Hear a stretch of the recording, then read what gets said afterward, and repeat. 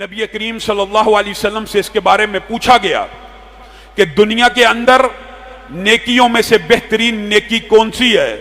تو نبی کریم نے کہا الصلاۃ علی وقتہا، پہلا حق تو اللہ ہی کا ہے، اللہ ہی کا ہونا چاہیے۔ اور کہا پھر کون سی نیکی ہے؟ تو نبی کریم صلی اللہ علیہ وسلم نے بلا تردد، بغیر کسی شک و شبے کے کیا کہا؟ بر الوالدین، والدین کے ساتھ نیکی کرنا، یہ نماز باجماعت فرضیت کے بعد سب سے بڑی نیکی ہے۔ اور اسی طرح نبی کریم صلی اللہ علیہ وسلم سے یہ پوچھا گیا کہ برائیوں میں سے، گناہوں میں سے سب سے بڑا گناہ کون سا ہے؟ تو نبی کریم صلی اللہ علیہ وسلم نے کہا اللہ کی ذات کے ساتھ شرک کرنا۔ کہا اس کے بعد کون سا ہے؟ تو نبی کریم صلی اللہ علیہ وسلم نے بلا تردد، بغیر کسی شک و شبے کے، بغیر کسی اشکال کے کیا کہا؟ والدین کا نافرمان یا والدین کی نافرمانی کرنے والا شرک کے بعد سب سے بڑا گناہ ہے۔ اور یہ بات صرف نبی کریم نے نہیں کی، یہ اللہ رب العزت نے کلام حمید میں، آج آپ نے یہ آیتوں کے اوپر غور کرنا ہے، اللہ تعالیٰ نے کلام حمید کے اندر کیا کہا؟ لا تشرکوا بہ شیئا وبالوالدین احسانا، اللہ کے ساتھ کسی کو شریک نہ ٹھہرانا۔ بات تو شرک کی ہو رہی ہے، ساتھ ہی اللہ تعالیٰ ساتھ ہی کیا کہہ رہا ہے؟ وبالوالدین احسانا، اور والدین کے ساتھ احسان کرنا۔ اور احسان کرنے سے جو مراد ہے وہ آپ کو سمجھ آ جائے گی کہ احسان کرنے کا مطلب یہ نہیں ہوتا کہ نیکی کرنا، احسان کا مطلب ہوتا ہے کوئی آپ کے ساتھ نیکی کرے نہ کرے، آپ اس کے ساتھ نیکی کریں۔ اور اللہ رب العزت نے کلام حمید میں والد کے حق کو، والدین کے حقوق کو، ماں اور باپ کے حق کو اپنے حق کے ساتھ متصل بیان کیا۔ ایک آیت بھی زندگی بدل سکتی ہے، ہدایت کے لیے کافی ہے کہ لا تشرکوا بہ شیئا، اللہ کہہ رہا ہے شرک نہ کرنا، اور دوسرا حکم کیا دے رہا ہے؟ وبالوالدین احسانا۔ لیکن یہ ایک جگہ اللہ نے نہیں کہا، اللہ تعالیٰ نے ہر قسم کے اشکال کو دور کرنے کے لیے کیا کہا؟ اللہ تشرکوا بہ شیئا وبالوالدین احسانا، اور اللہ کے ساتھ شرک نہ کرنا اور والدین کے ساتھ احسان کرنا۔ اللہ دو جگہ فرما دیا، ایک جگہ بھی آپ کا فرمایا ہوا کافی ہے، لیکن اللہ نے بھی والدین کے حقوق کو بیان کرنے میں کوئی کسر نہیں چھوڑی۔ وَقَضَىٰ رَبُّكَ أَلَّا تَعْبُدُوا إِلَّا إِيَّاهُ وَبِالْوَالِدَيْنِ إِحْسَانًا، اور اللہ کے علاوہ کسی کی عبادت نہ کرنا اور والدین کے ساتھ حسن سلوک کرنا۔ یہاں پہ کسی کے ذہن میں یہ اشکال پیدا ہو سکتا ہے، اللہ تعالیٰ بار بار، تین جگہ تو آپ کے سامنے میں نے پڑھ دی ہیں، تینوں جگہ پہ شرک کے ساتھ کہہ رہے والدین کے ساتھ احسان کرنا، تو شاید یہ کلمہ گو مسلمان کے لیے، بندہ مومن کے لیے، ایمان والے کے لیے اللہ تعالیٰ نے اس اشکال کو بھی دور کر دیا۔ یہ والدین کے ساتھ نیکی کرنا، والدین کی اطاعت کرنا، والدین کی فرما برداری کرنا، بڑھاپے میں ان کے کام آنا، یہ صرف مسلمانوں کے اوپر اللہ نے فرض نہیں کیا، بلکہ کس کے اوپر کیا؟ وَوَصَّيْنَا الْإِنسَانَ بِوَالِدَيْهِ احسانا، ہم نے انسانیت کو، انسانوں میں تو یہودی بھی ہیں، عیسائی بھی ہیں، ہندو مت بھی ہیں، جین مت، بدھ مت، ہر مذہب کا بندہ شامل ہے نا۔ وَوَصَّيْنَا الْإِنسَانَ بِوَالِدَيْهِ احسانا، ہم نے اولاد آدم کو یہ وصیت کی ہے کہ اپنے والدین کے ساتھ احسان کریں۔ اب بتائیں اللہ تعالیٰ نصیحت کرتا ہے کہ وصیت کرتا ہے؟ نصیحت کرتا ہے۔ اللہ تعالیٰ نے وصیت کا لفظ کیوں استعمال کیا؟ نصیحت اور وصیت میں بھی ایک فرق ہوتا ہے۔ نصیحت کے اوپر اچھے لوگ عمل کر لیتے ہیں، لیکن وصیت کے اوپر تو عمل کرنا فرض ہوتا ہے۔ اور اللہ رب العزت نے ایک جگہ پھر فرض نہیں کیا، وَوَصَّيْنَا الْإِنسَانَ بِوَالِدَيْهِ حُسْنًا، پہلے کہا احسانا، پھر کہا حسنا، پھر کہا وَوَصَّيْنَا الْإِنسَانَ بِوَالِدَيْهِ حَمَلَتْهُ أُمُّهُ وَهْنًا عَلَى وَهْنٍ وَفِصَالُهُ فِي عَامَيْنِ، اس کے بعد کیا کہا؟ أَنِ اشْكُرْ لِي وَلِوَالِدَيْ، اللہ نے یہاں پہ پھر انتہا کر دی۔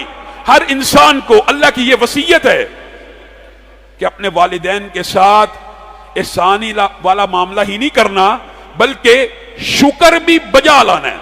اگر آپ قرآن پاک کی پوری قرآن پاک کا اگر آپ مطالعہ کریں، آپ کو یہ بات سمجھ آئے گی کہ اللہ رب العزت نے عبادت کے افعال کی جزیات کو قرآن پاک میں اکثر اوقات بیان نہیں کیا۔ مثلا زکوٰۃ 2.5% دینی ہے، کتنے مال پہ کتنی دینی ہے، یہ کہاں پہ بیان ہوا؟ حدیث کے ذریعے نبی کریم کے پر وحی کی، نبی کریم نے بتلا دیا۔ حج کیسے کرنا ہے، نبی کریم نے وحی ہوئی، نبی کریم نے بتلا دیا۔ نماز کتنی رکعت پڑھنی ہے، کیا پڑھنا ہے کیا نہیں پڑھنا، نبی کریم کو اطلاع دی، نبی کریم نے بتلا دیا۔ لیکن جب والدین کے حقوق کی بات آئی، اللہ تعالیٰ نے اس کی جزیات کو بھی بیان کیا۔ پہلی بات اللہ نے قول سے شروع کی کہ والدین کے ساتھ بولنا کیسے ہے۔ آج میں نے اور آپ نے اپنے گرے بانوں کو ٹٹولنا ہے، گرے بانوں میں جھانکنا ہے کہ ہمارا طرز عمل کیا ہے اور ہمارا رب ہم سے کیا چاہتا ہے۔ فلا تقل لہما اف، اللہ کہہ رہا ہے کہ مولوی کہہ رہا ہے، اللہ کہہ رہا ہے کہ پروٹوکول جو والدین کا پہلا پروٹوکول یہ ہونا چاہیے، کلام کے اندر اس کو اف بھی نہیں کہنا۔ اور محدثین مفسرین کا اس بات کے اوپر اتفاق ہے کہ اف سے چھوٹا کلمہ تکلیف کا، اذیت کا عربی زبان میں موجود ہی نہیں۔ اگر اس سے کوئی چھوٹا کلمہ تکلیف اور اذیت کا عربی زبان میں ہوتا تو اللہ وہی بولتا۔ پہلا پروٹوکول کہ والدین کے سامنے اف بھی نہیں کرنا۔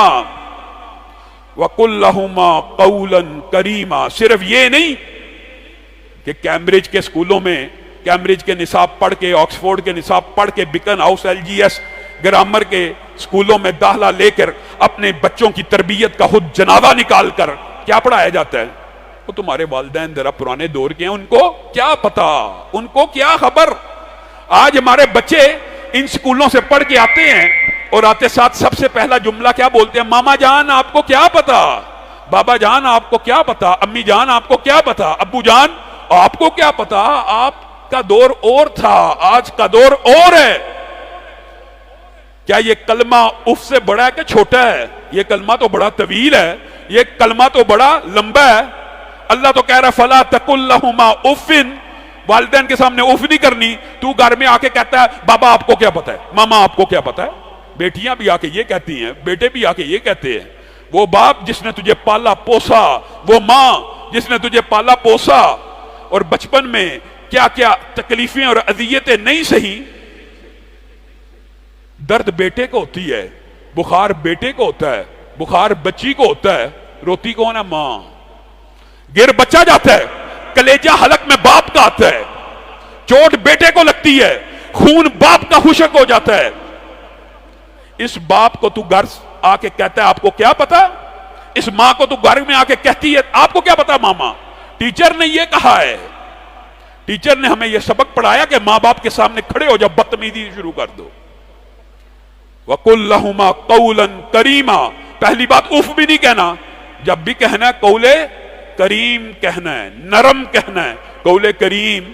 آپ بتائیں اللہ کہہ رہا ہے قول کریم ہونا چاہیے، اتنا نرم انداز ہونا چاہیے، اف نہ نکلے۔ والد جو بات کہے، والدہ جو بات کہے، اس کے سامنے قول نرم ہونا چاہیے، کریم ہونا چاہیے۔ اور اسی پر بس ہے، یہ بات آپ کے سامنے رکھ رہا ہوں۔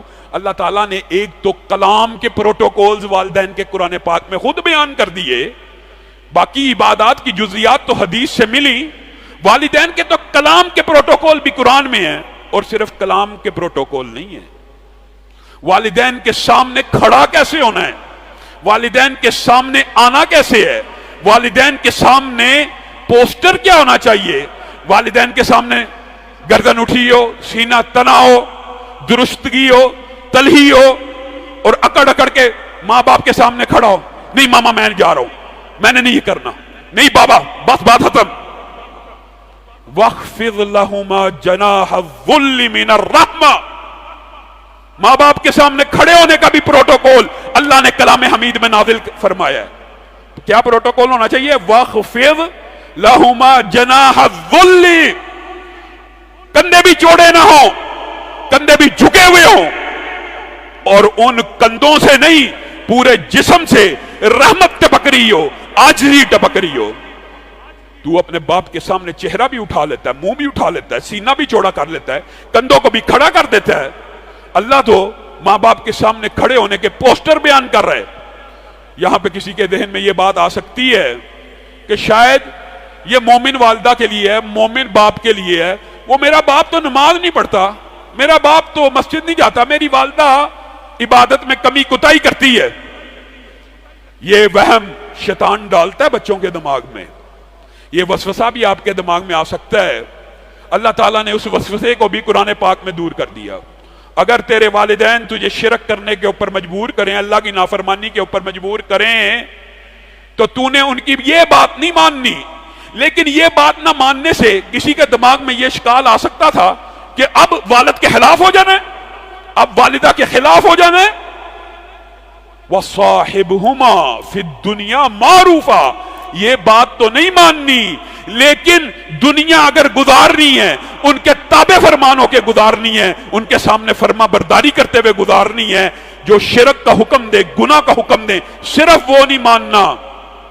حضرت